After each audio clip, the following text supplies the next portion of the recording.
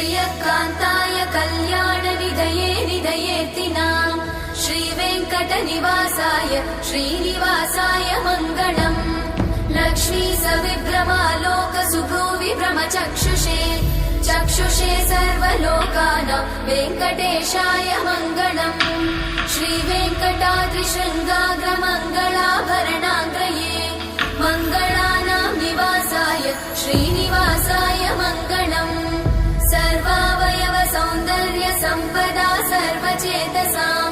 सदा सम्मोहनायास्तु वेङ्कटेशाय मङ्गलम् नित्याय निरवध्याय सत्यानन्दचिदात्मने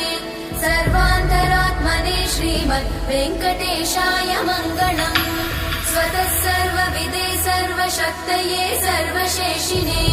सुलभाय सुशीलाय वेङ्कटेशाय मङ्गलम्